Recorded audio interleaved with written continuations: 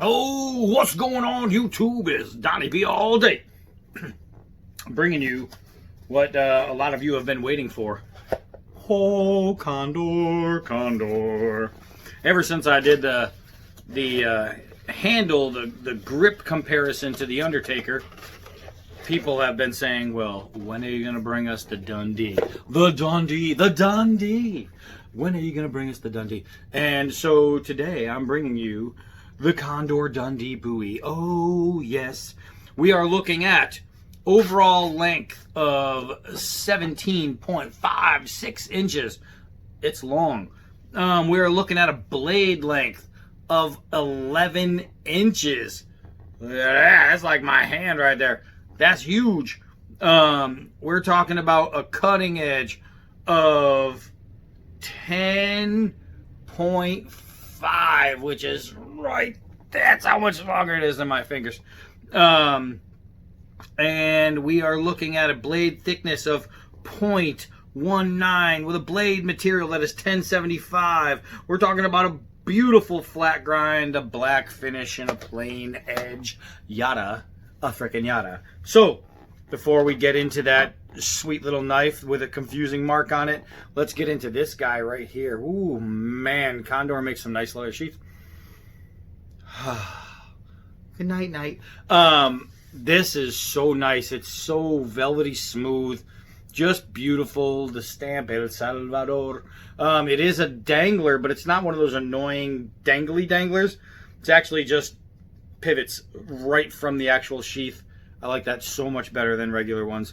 The only thing this doesn't have that it could have and should have, they could have done with a hollow pin here or a hollow rivet, or just made a loop at the end, because there's no leg tie down. And when you're talking about something that dangles, you want that to be secure when you're moving around, especially when you need to withdraw the knife. Now, I said the goofy mark, and this is what I'm talking about, the fuller. I don't know why and what purpose this fuller has. It's far too thin for weight reduction, to say, okay, we're going to use it for weight. It's far too thin to be an appropriate blood groove. It's too thin for aesthetics reason.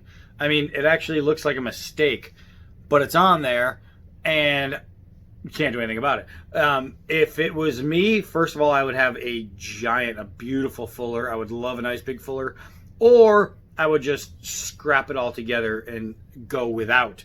The spine feels less than 90. It doesn't feel like you're going to be using that for ferro rods, but who cares, because the ricasso right here is 90, and if you didn't want to use the ricasso, you have an 11-inch blade to where you can strike your ferro rod right there with the end, and who cares. Now, this is set up more like a machete with the plastic handle, and while I am not a fan of big plastic handles, I have to say that I'm a fan of this plastic handle.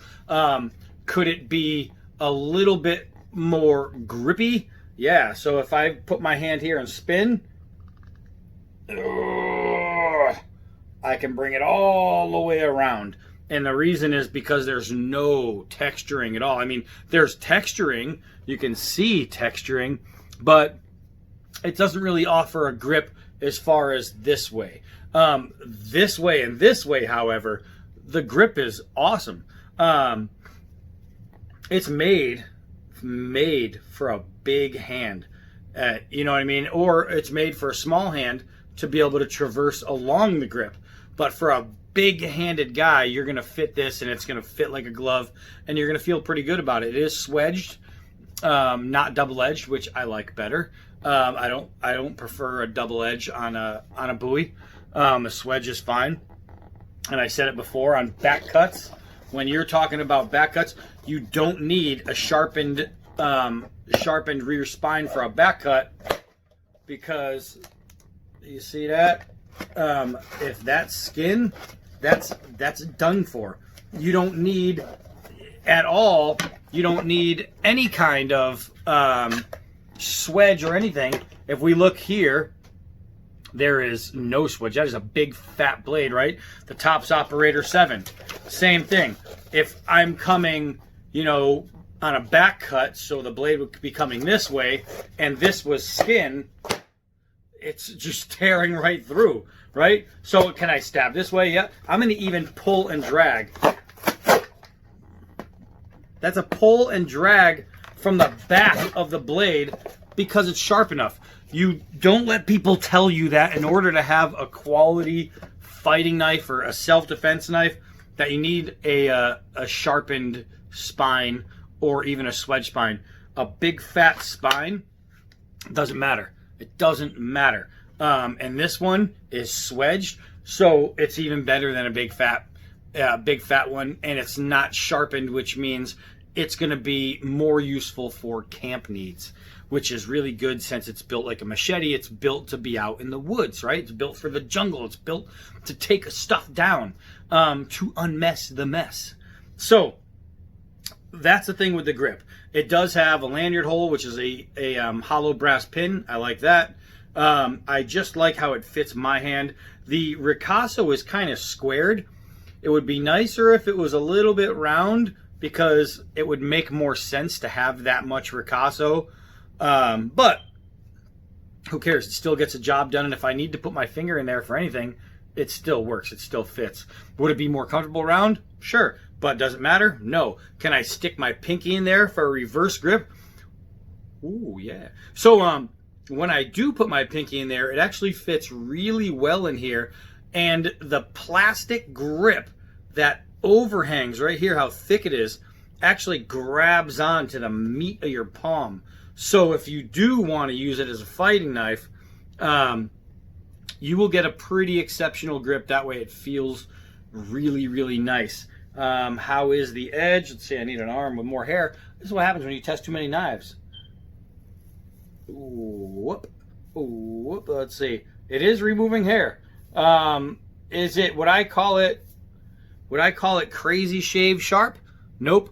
It's breaking more hair and removing just a couple than actually shaving. So shave sharp out of the box? No. But is it chop sharp out of the box? I'm going to guarantee it is. And that's what we are going to find out. We're going to take this big, fat, round plastic handle and we're going to swing it into some stuff in the outer doors. So let's go there. So on our way through the outer doors, we got these little dangling hanging vines. And if you hit a vine, it's going to move. It's going to shift. So while it's not shave sharp, let's see if it's hit a dangly, light, very, very light vine and see if it'll cut. No problem. Clean cut. So while it's not incredibly shave sharp, while you're not taking all the hair off your arms, which in a wilderness situation you don't need to do, it's sharp enough to cut. And that's what you need to do. So let's get over here, play at the old log for a second, and then we're going to go to the old 1-inch forest, which has grown. So let's do a couple of 4-foot drops. And when you're talking about a big gigantic Bowie, you can pretty much guess. Look at that. It's like when the Braveheart sword landed. So you can see the coloration here. That's how deep from a 4-foot drop that thing buried itself. Ooh, wow, I just barely touched it. All right, let's take the nylon rope, see if we can't get a nice cut there. And while we're not getting a push cut, it is no problem cutting through the nylon rope. No problem at all. Let's see where the edge is. You want to test it with batoning. And people say, oh, you don't go into the woods and baton with your knife. There's tools for the job and blah, blah, blah, blah, blah. Well, yeah, if I want to carry, you know, a giant heavy blade and a bunch of water and some different things, I don't want to also carry an axe and a shovel. And if I can do everything with one thing, why wouldn't I do that? Duh. So don't let people tell you that you don't baton with a knife, because batoning with a knife can be a matter of literal life and death. So let's see. I know that I hike a lot, and I've hiked at points where it started out as a nice day, and then just the wind shifted, and it ended up not a nice day. So I ended up having to camp or rest, take refuge while out hiking. And if that's what's happening, then you're gonna need, you know, to be able to survive off your one tool, right? Because when you're going for a day hike, the reason it took so long is because that whole bottom was all knots, big, fat, thick knots, and it literally just ate them right up. Took a little while, but it ate them right up. So if that's my tool, if I'm on a hike and I happen to have a single knife on me, which, I mean, who wants to carry a bunch of crap when you're going for a walk? That's just the way it is. You need a knife that can do it all. So far, whew, I have no doubts that this one can. Man.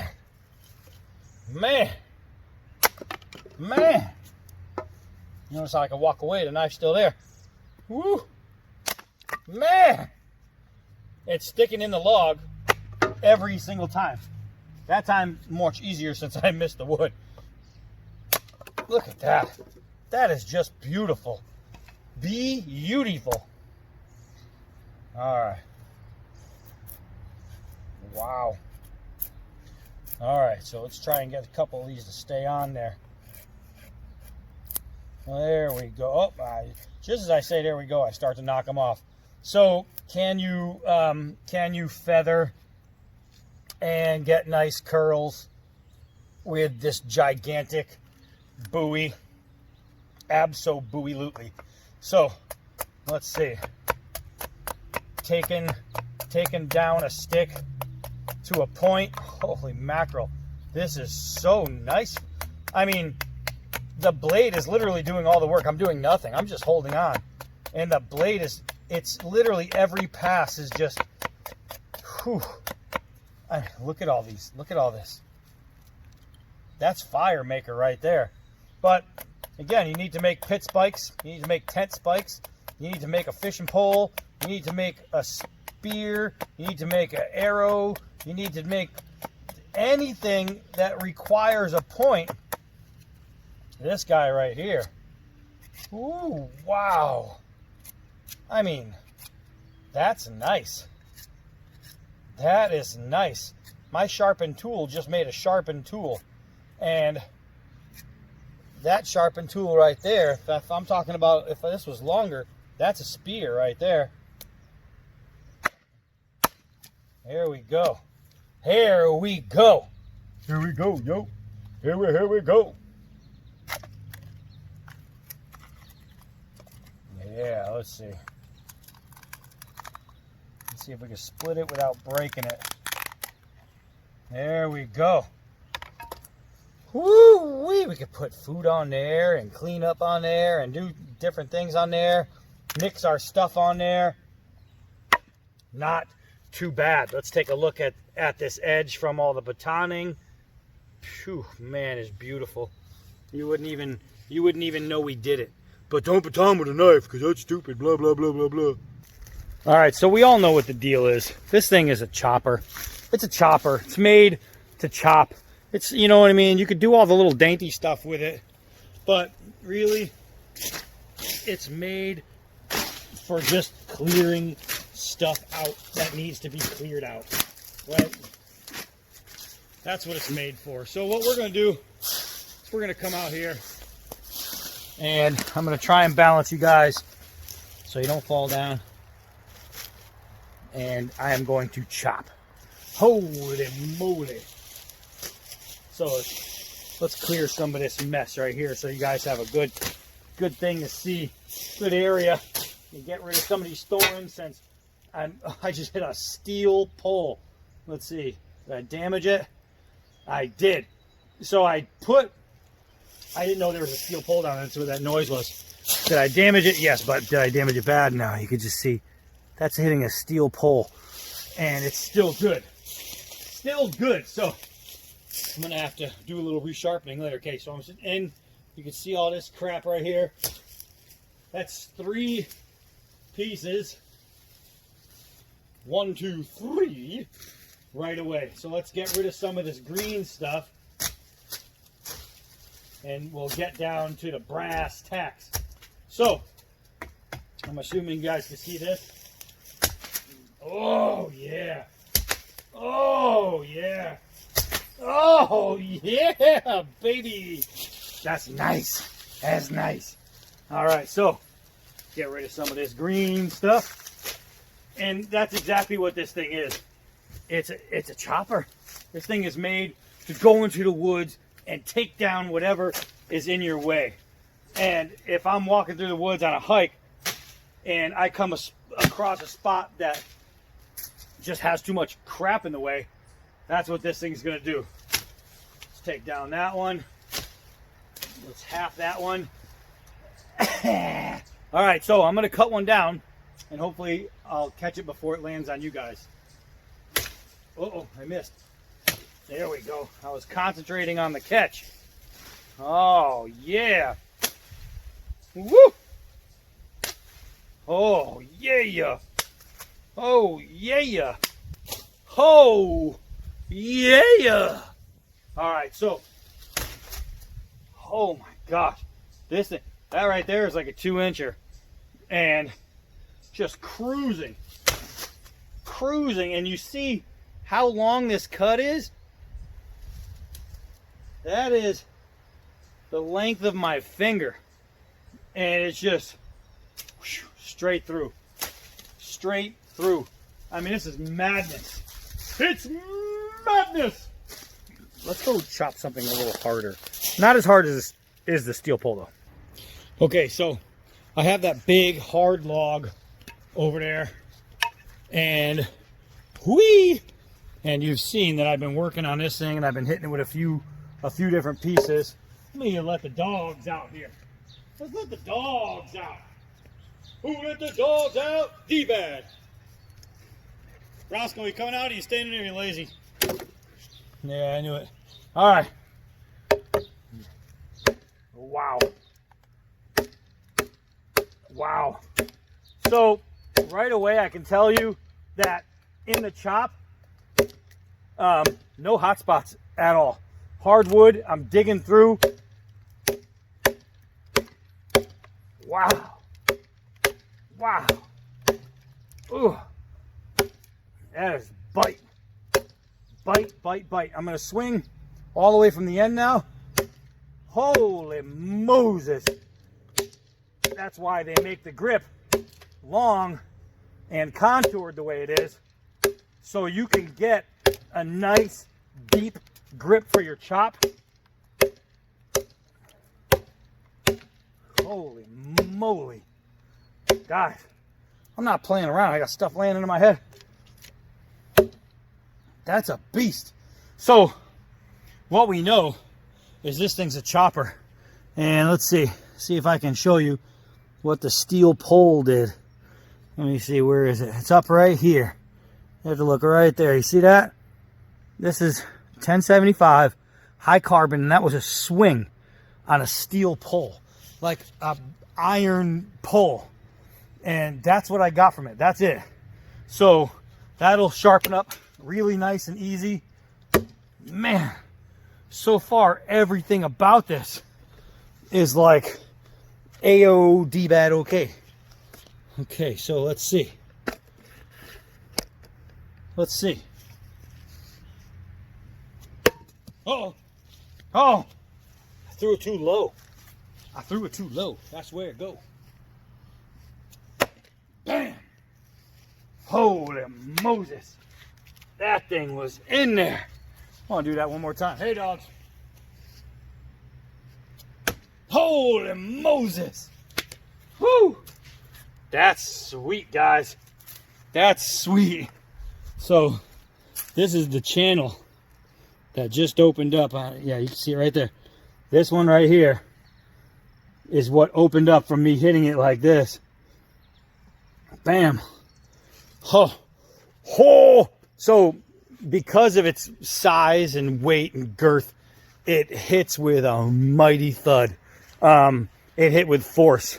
This thing is a chopper all day long, all day strong. Roscoe, up here. This dumb dog, always where he's not supposed to be. But this guy right here is exactly where it's supposed to be. It's supposed to be in my hands. It's supposed to be in my hands, ready to go. Whew. Golly. Golly, this thing is just beastly. Roscoe, up here. Man, all right, let me go chase him down. Let me go chase him down. He doesn't listen very well. So that's it, guys. That's it, man. The Condor Dundee is literally a chopping menace. A menace to any kind of tree, sapling, piece of brush you throw in front of it. It's going to go through. It might even put a nice dent in an iron pole. Hoo-wee! I am Donnie B all day. And until next knife.